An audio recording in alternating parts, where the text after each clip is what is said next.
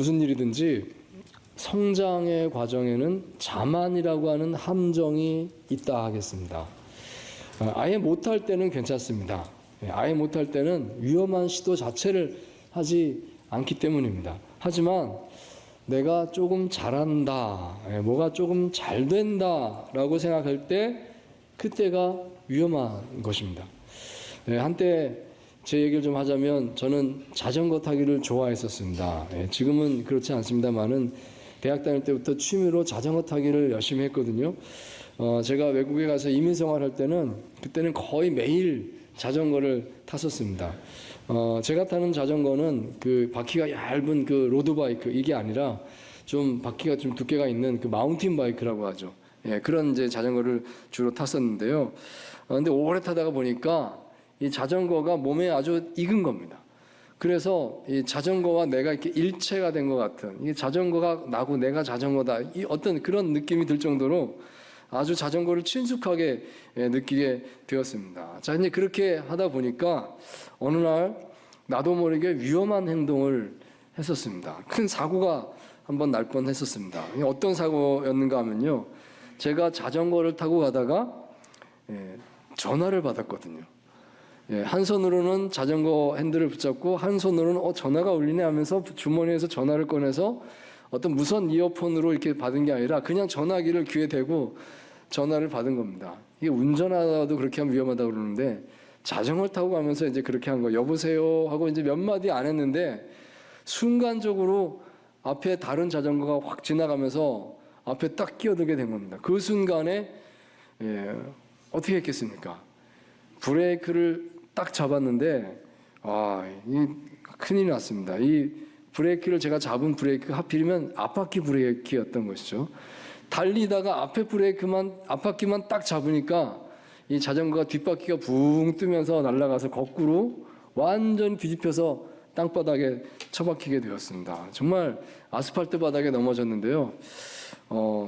큰 사고였습니다. 근데 다행히도 다치지는 않았습니다. 헬멧을 잘 쓰고 있어서 머리부터 떨어졌는데도 안 다쳤어요.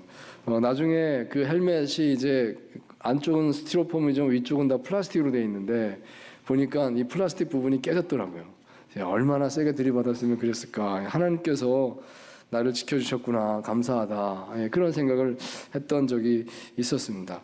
자, 그렇습니다. 제가 자전거를 예로 들었습니다만은 비단 자전거만이 아니겠죠. 운전할 때도 그렇고 또 어떤 다른 일을 할 때도 마찬가지일 것입니다. 자만하면 안 된다는 것입니다. 이만하면 다 된다, 잘 된다. 그럴 때 나도 모르게 그럴 수가 있구나. 우리가 이걸 조심해야 되겠습니다. 자, 이것은 신앙 성장의 과정에서도 마찬가지다 말하겠습니다. 신앙이 성장하는 과정에도 이 자만이라고 하는 것이 있을 수가 있습니다. 이상하죠. 신앙이 점점 성장한다는 것은 그러면 자연스럽게 이 자만심 같은 것은 없어져야 맞아요. 점점 겸손해지고 더 정말 마음이 넓어지고 하면서 자만심은 사라져야 맞는데 이상하게도 신앙이 성장하는 과정에도 자만심이 있더라는 것입니다. 어느 정도 익숙해지면 자기를 높이는 마음이 생기는 것 같습니다. 어떤 분이 이런 말씀하신 걸 들었습니다. 내가 좀 성경을 안다는 것입니다. 그래서 웬만하면 내가 성경을 가지고 토론하는 자리에 가면 전혀 지식적으로 딸리지가 않는다.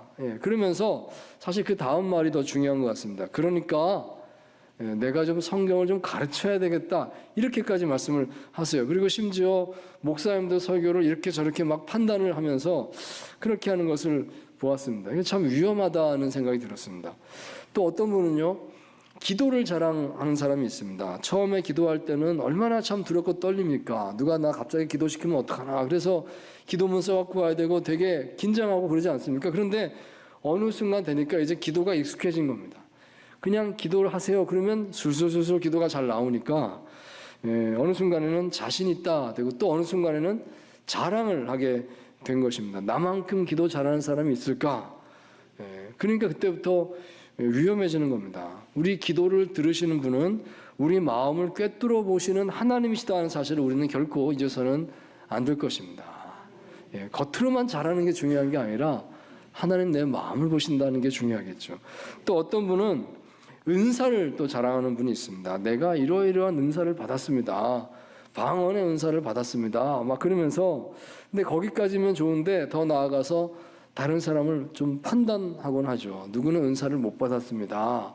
은사도 못 받았으면서 뭐 이러면서 얘기를 하는데요. 이게 위험한 것 같습니다. 은사는 성령께서 선물로 주시는 거 아니겠습니까? 내가 잘해서 받은 게 아니라 선물로 받은 건데 너무 그걸 그렇게 드러낸다는 것은 하나님 뜻이 아니다 생각이 됩니다.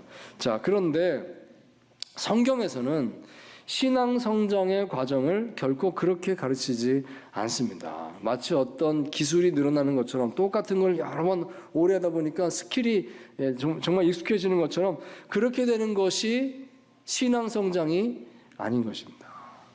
성경의 신앙 성장은 그렇게 되지 않습니다. 신앙 성장은요, 본질적으로 관계의 성장입니다. 하나님과 또 이웃과의 관계가 점점 깊어지고 넓어지는 것, 그것이 신앙의 성장이다 하겠습니다. 그래서 우리가 장담할 수가 없다는 것입니다. 자, 오늘 본문 고린도전서를 이제 보려고 하는데요. 그 보기 전에 먼저 베드로후서 1장을 좀 잠시 보면 좋겠습니다. 베드로후서 1장 5절에서 7절까지 말씀인데요. 우리 같이 함께 읽도록 하겠습니다. 시작. 그러므로 너희가 더욱 힘써 너희 믿음의 덕의 지식의 절제를, 절제의 인내를, 인내의 경건의 형제우애의 사랑을 더하라. 아멘. 자, 여기 베드로후서 1장 말씀 보시면 크게 8단계로 우리 신앙 성숙의 단계를 소개하고 있구나 하는 것을 알 수가 있습니다. 믿음이 나오죠. 그 다음에 덕이고, 그리고 그 다음에 지식, 그리고 절제, 인내, 경건, 형제우애, 사랑, 8단계로 나눠서 소개를 합니다. 자, 근데 이 본문을 잘 보시면요, 한 가지 중요한 일관된 흐름이 있는데요. 자, 그것은 바로 앞에 나온 단어를 그 다음에 나오는 단어가 보완해주고 있다 하는 것입니다. 크게 7번의 보완이 이루어지고 있습니다. 믿음의 덕을 그럽니다. 그 다음에 덕의 지식을, 그리고 지식의 절제를, 절제의 인내를, 인내의 경건의 형제우애의 사랑을 더하라. 더한다는 말은 보완해라. 그전 성경에 보시면 공급하라 이렇게 되어 있습니다. 자, 이게 뭔가 하면 이게 바로 신앙 성장의 과정이다는 말씀입니다. 자, 무슨 말인가 하면요, 이 신앙 성장이라고 하는 것은 어느 한 가지를 계속 열심히 하고 익숙하게 하고 그러다 보면 잘하게 된다, 그런 것이 아니라는 것입니다. 신앙 성장은 그렇게 되는 게 아니다. 계속해서 또 다른 것이 더해져야 되는 것입니다. 내가 신앙 성장 이만하면 됐구나 싶은데 보니까 또 이 믿음에서는 됐다는데 덕의 부분에 있어서는 바닥인 거예요. 그럼 또 다시 처음부터 이 덕의 부분을 또 처음 다시 시작해야 되는 겁니다. 또 어느 정도 이 덕이 좀 쌓였다 싶으면 그 다음에 지식이 또 바닥인 거예요. 아이고, 또 아무것도 아니로구나. 그러면 또 다시 지식을 또 더하고 채우고, 이런 과정들을 계속 보완하고 보충하고 이렇게 되는 게 신앙 성장이다 하는 것입니다. 그러므로 우리가 어느 한 데서 익숙해졌다라고 말할 수 있는 것이 없다 하는 것이죠. 우리는 결코 자만해서는 안 된다는 것입니다. 자, 계속해서 자기 자신을 성찰하고 또다시 밑바닥부터 시작하고 이렇게 할 수밖에 없는 것이 신앙의 성장이다. 우리가 이것을 잊지 말아야 하겠습니다. 자, 그렇다면 이 말씀에 비추어서 우리 자신의 신앙 성장의 모습을 한번 돌아보면 좋겠습니다.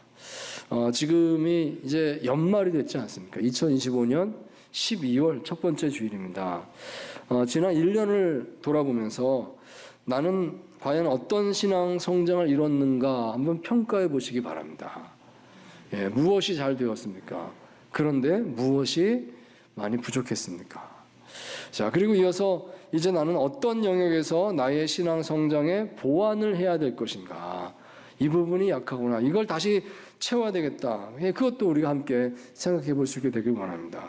자, 오늘 이 시간에는 주로 이 덕의 영역에 집중해서 한번 생각을 나눠보기 원하는데요. 이 신약 성경에 있는 두 가지 이 덕이 나오는 대표적인 본문 말씀 우리 함께 보면서 그 뜻을 살펴보고자 합니다. 우리는 어떻게 덕을 세우는 사람이 될 수가 있을까요? 자, 첫 번째로 하나님의 성품이 나의 삶의 최선이 되게 하십시오.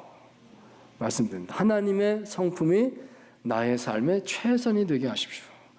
자, 베드로후서 1장 말씀 다시 한번 함께 보도록 하겠습니다. 1장 5절 말씀인데 우리 같이 읽겠습니다. 시작. 그러므로 너희가 더욱 힘써 너희 믿음의 덕의 지식을. 아멘. 자, 여러분 여기 이 덕이라고 하는 단어에 집중해서 묵상을 나누고자 합니다. 믿음의 덕을 그랬는데요.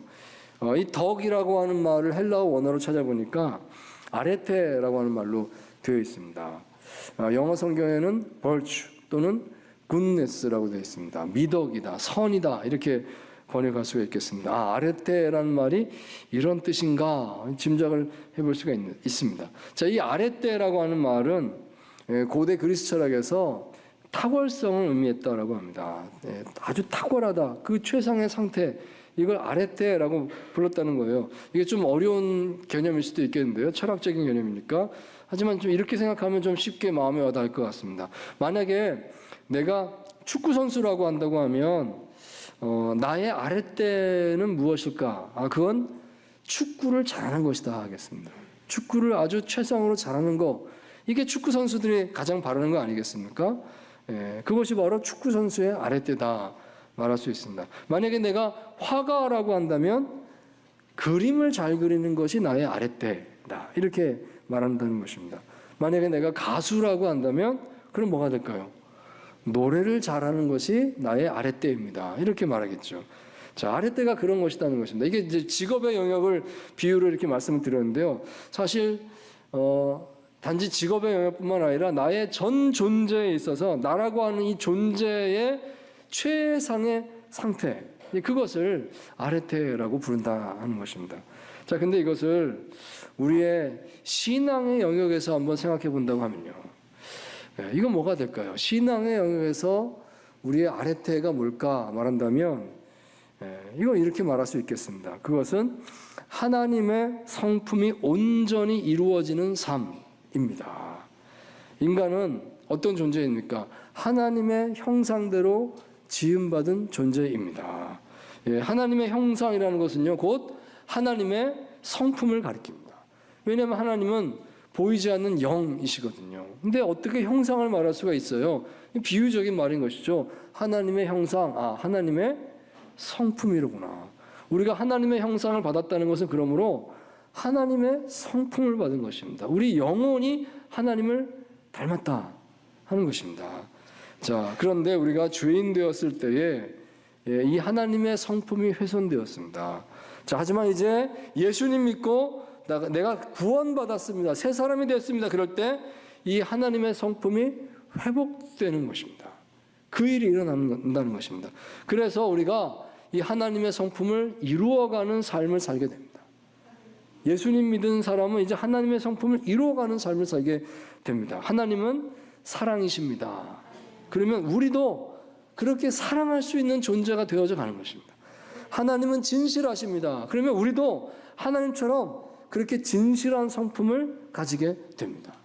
하나님은 신실하십니다. 그러면 우리도 역시 모든 일에 있어서 신실함을 바라보게 되는 것, 이것이 하나님의 뜻이다 말할 수가 있겠습니다.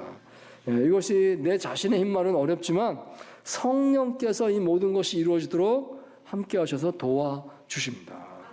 자, 그러므로 하나님을 믿는 사람에게 있어서 아랫대, 이게 덕이다 그랬거든요. 이 덕이라고 하는 것이 무엇인가? 그것은 하나님의 성품이 나의 삶의 최선이 되게 하는 삶을 사는 것이다. 그렇게 말할 수 있겠다는 것입니다. 나는 이제부터 하나님의 성품이 이루어지기를 바라봅니다.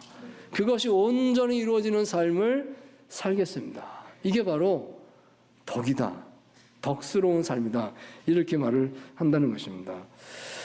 참으로 이것이 우리의 모두의 삶의 목표가 되어야 되겠습니다. 유명한 빌리 그레이엄 목사님이 한 번은 택시를 이용하셨을 때 이런 에피소드가 있었습니다. 제가 글을 보게 됐는데요. 택시가 목적지에 도착을 해서 이제 얼마입니다 해서 돈을 냈어요. 뭐 캐시로 돈을 냈어요. 내고 이제 거스름돈을 돌려받았다는 것입니다. 자, 그런데 이 거스름돈을 보니까 목사님 보니까 이게 실수로 돈을 더 많이 주셨다는 것을 알게 됐습니다. 이게 기사가 계산을 잘못했구나, 돈을 많이 주셨구나. 그래서 택시기사에게 솔직하게 말했다고 합니다. 거스름돈을 너무 많이 주신 것 같습니다. 그래서 계산을 다시 해서 이제 돈을 다시 돌려주게 된 겁니다. 자, 그랬더니 이 택시기사가 그 돈을 이렇게 다시 돌려받으면서 이렇게 말을 하더랍니다. 저 죄송합니다만 제가 당신의 신앙이 진실한지 한번 알아보고 싶었던 것입니다. 이렇게 말을 했다는 것입니다. 목사님이니까 뭐 알려진 분이잖아요. 그러니까 그렇게 한번 해봤습니다. 참 짓궂은 사람이죠. 이렇게 말을 하더랍니다. 여러분, 그렇습니다. 우리의 삶은 계속해서 세상에서 읽혀지고 있다 하겠습니다. 세상 사람들이 나를 예수님 믿는 사람이구나 보고 있어요. 그렇다면 여러분, 우리의 믿음이 우리 삶으로 드러나야 되지 않겠습니까? 이게 당연하다는 것입니다.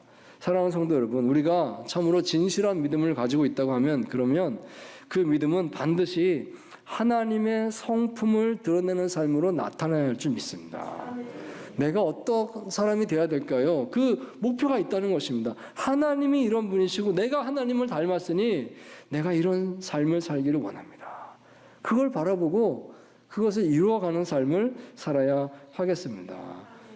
그런 삶을 덕스러운 삶이다 하겠습니다. 하나님의 성품이 나의 삶의 최선이 되게 하십시오.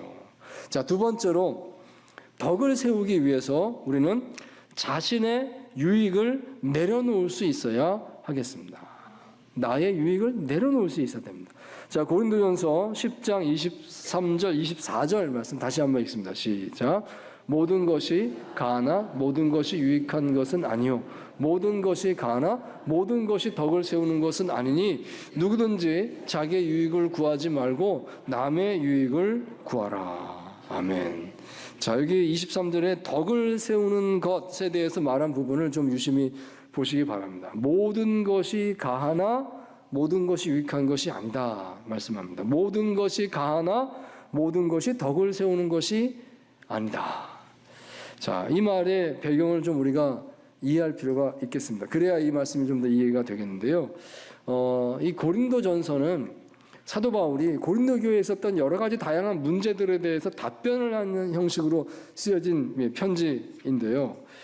이 당시 고린도 교회 안에 또 이런 문제가 있었다는 것입니다. 그것은 고기에 관련된 문제였습니다. 성도들이 이 문제 때문에 서로 다투게 되고 대립하게 되고 서로 마음 상하게 되고 이런 일이 발생을 했다는 겁니다. 아니, 도대체 무슨 고기 때문에 사람들이 다툴까? 이렇게 됐다는 것이죠. 그 당시 고린도 시장에서 고기를 판매를 하니까 고기를 사다가 이제 사람들이 먹게 되는데 시장에서 파는 고기 가운데 상당 부분이 우상 제의의 우상 제물로 사용됐던 고기가 거기 들어와서 함께 섞여서 판매되었다고 하는 것입니다. 자, 그러니까 이 기독교인들 입장에서는 시장에서 고기를 사다 먹는데 이게 우상 제물로 쓰인 고기일 가능성이 크게 된 겁니다. 그러면 먹을 수가 없게 되었다는 것이죠. 왜냐하면 내가 그 고기를 먹는 순간에 우상 제물 바친데 거기에 내가 참여하는 것이 되기 때문에 그럴 수 없지 않느냐. 그래서 많은 그리스도인들이 나는 고기를 먹지 않겠다.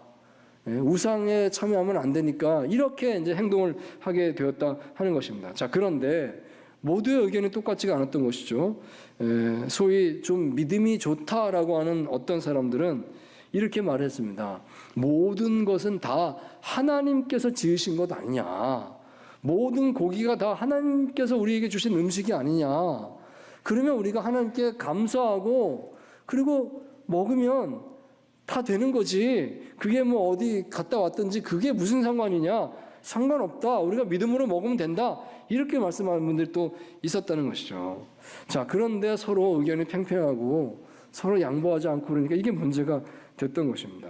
자, 그래서 이런 어려움에 대해서 바울이 답을 한 것이 여기 고린도전서 8장 10장, 이 2장에 걸쳐서 길게 나오고 있는 것입니다. 자, 이 짧게 요약하자면요, 이렇게 말을 했습니다. 바울이 말하기를 둘 다 맞습니다. 이렇게 말했습니다. 다 맞아요. 고기 먹어도 됩니다. 그런데 우상 숭배에 빠지지 않으면 고기 안 먹는다. 그것도 맞습니다. 그거 너무 좋은 겁니다.